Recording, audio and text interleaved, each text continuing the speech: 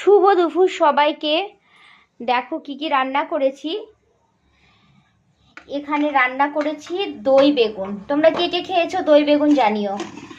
উড়িষ্যা স্টাইলে বানিয়েছি দই বেগুন, ভীষণ ভালো লাগে খেতে। আমার তো খুব ভালো লাগে, আমার ছেলে টেলে সবার খুব পছন্দ। সাথে করেছি সাদা ভাত, যেটা লাগবেই দুপুরবেলাতে।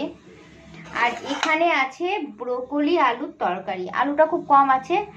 আর ব্রোকলি নিরামিষ, আদা কোড়া দিয়ে রান্না করেছি, অল্প একটু আদা কুড়ে দিয়েছি আর টমেটো দিয়ে ব্রোকলির তরকারি।